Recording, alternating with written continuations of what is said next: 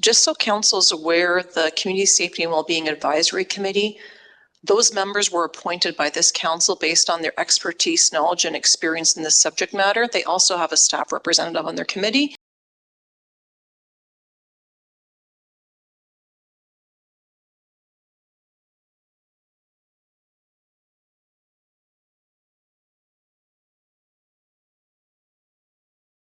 Next item pulled is 10.7 by Councillor Robinson, Community Safety and Wellbeing Committee.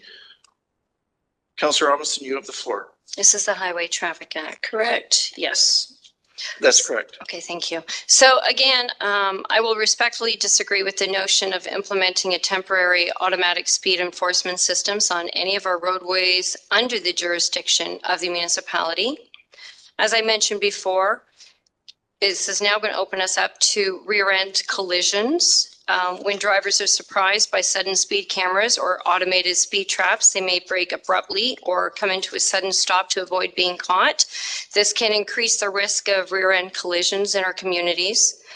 The sudden lane changes that will also occur in an attempt to avoid speed enforcement systems. Some drivers may make sudden lane changes without properly signaling or checking their blind spots, leading to dangerous situations. I'm seeing this along Oklahoma and the West Shore all the time.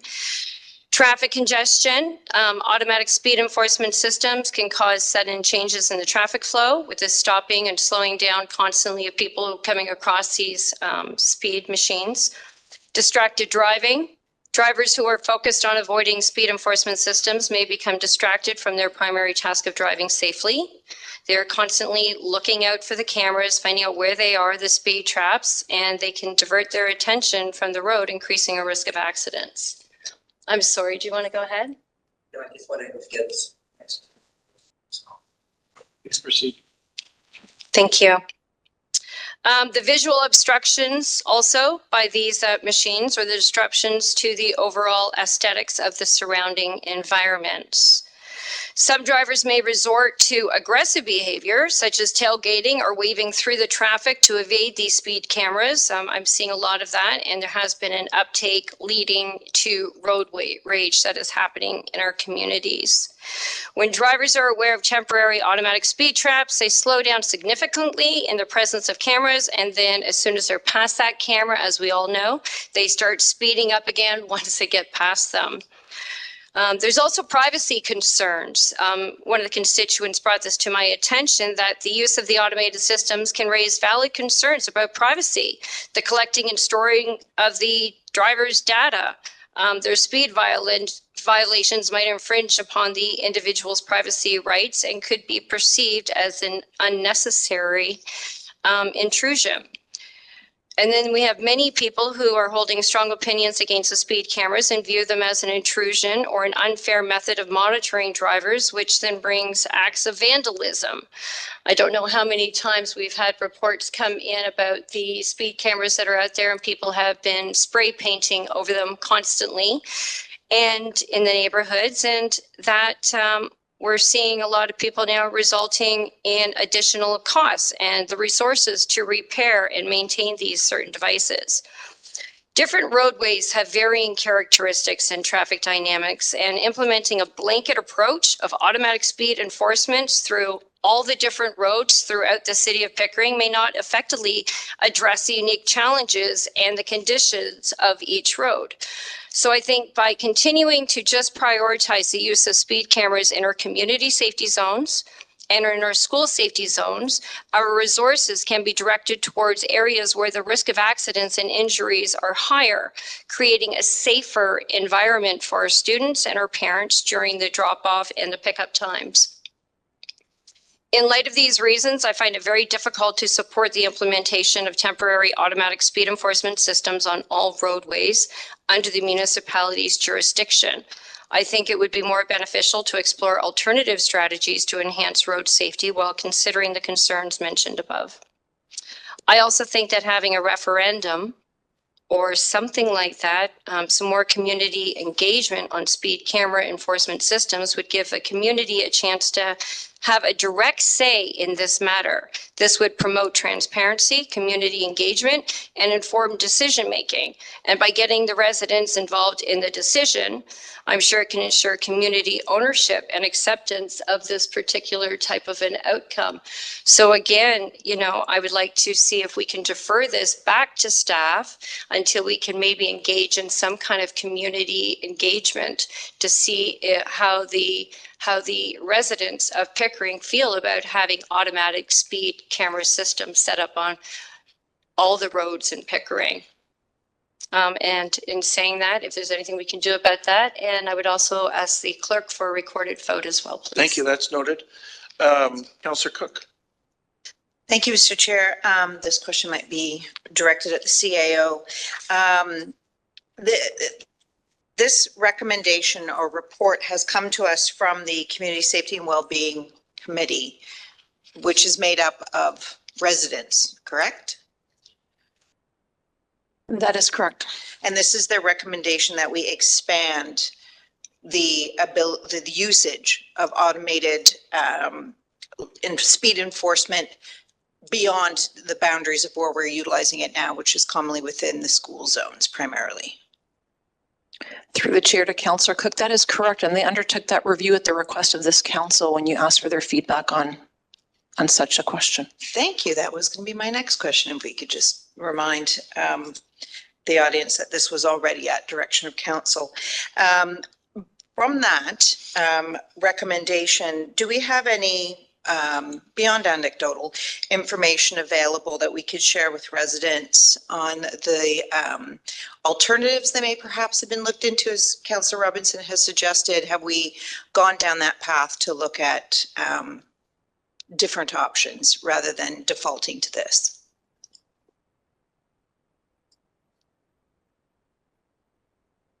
Mr. Holborn. Through the chair to Councillor Cook, if I understand your question correctly, you're wondering if there's other opportunities within, let's say, our toolkit of traffic calming other than automated speed enforcement. Yes, we do. We deal with traffic management and requests for such all the time from residents on different streets. And we get into elements such as physical measures or what we call visual measures. Have we collected any data on the effectiveness of using automated enforcement as a deterrent? Would you, in your professional opinion, consider it to be a successful deterrent? The reduction in speeds do show up, and they range from, you know, I don't want to say from what percentage to what percentage, but, you know, off the top of my head, anywhere from 5 to 20%. Some of them might even be more than that. Through the chair to Councillor Pickles, should the Ministry of Transportation / Province of Ontario change the Highway Traffic Act to allow automated speed enforcement cameras to be placed on any street, then that would be provincial and province-wide. We would have to look at it here and how it impacts us at the City of Pickering. As mentioned, we currently only contract out 3 cameras, so as you can imagine, the demand would certainly increase. So there's criteria we would have to consider. So, Mr. Mayor, I'll say they won't be indiscriminately used. Yes. Thank you. Councillor Brenner, question or debate? Thank you very much, Mr. Mayor. Through you to Mr. Holborn. Richard, currently, and I think I did ask this question at executive when this came, but I'd like to ask it again for clarity. There's 2 criteria that we use. Am I correct? One is community safety zone, and then the other are school zones, correct? Through the mayor, that is correct. That's the only place that the Highway Traffic Act allows them. The City of Pickering has 15 community safety zones. We have not established any school zones. Council can use whatever criteria they wish to establish a community safety zone. A school safety zone, however, has specific requirements that are mentioned in the Highway Traffic Act, but community safety zones are up to the discretion of council. So in closing, Mr. Mayor, in a sense, what the recommendation before us, it came from the Community Safety Wellbeing Committee and from Road Watch, who has also raised this concern, really is just cutting red tape as it relates to community safety. and making it easier to be able to address community safety with a smorgasbord of tools, as Councillor Pickles pointed out. And this is just one tool. I do not see that it would necessitate putting cameras on every single road in the city of Pickering. So it wouldn't be willy-nilly. Definitely not willy-nilly, as Councillor Pickles would say. It wouldn't be willy, it wouldn't be nilly. It could be Davy Pickies, Davy Pickles, yeah, Pickles. All right, thank you, Councillor. Pickleball. Councillor Robinson, you had a final point of clarification. No further debate, though. Yes, thank you, Mr. Mayor. So Oh, sorry. Go ahead. sorry. No, go ahead. You're speaking. I just didn't want to be. Okay, I just want to clarify a couple of things here for a second. With all due respect regarding the That's not clarity. There's no further debate. You wanted a question of clarity. You've already had the yes, that's what I'm getting at, Mr. Mayor. So regarding the Safety and Wellbeing Committee, they were only just formed about a month or so ago. So I don't really understand, or I don't know if they have the knowledge for one, or if they have looked at all the risks associated with the speed cameras that I have mentioned tonight, because I have done my research, and in my research, it shows that all of the risks associated with the rear end driving and everything else is all listed there on the site, saying that these are huge risks to having these cameras just put anywhere. And also saying that we only have 3 cameras that we have at this time for the city of Pickering, and they're being used right now in community safety zones, which a lot of them are just before schools, I've noticed. I don't think that taking them out of those areas and just putting them on any road because of the traffic is going to increase safety for anyone. So my moment of clarity was actually, I had mentioned it because Councillor had said that, you know, that the engagement has been done by the Safety and Wellbeing Committee, but they were just formed about a month and a half ago. Okay, Councillor. Okay. So I just wanted to put that out there. You're not asking Yes. questions clarity, so I give you that leeway, and thank you for your submission. Thank Councillor you. Nagy, questions or debate? Yes. I wanted to tack on to something that Councillor Brenner had said about the Roadwatch team. So they have engaged with this report, or at least this idea of looking into this as well, correct? I don't know who that question is to, if that goes to anybody, or if anybody knows the answer to that. No, Councillor Brenner.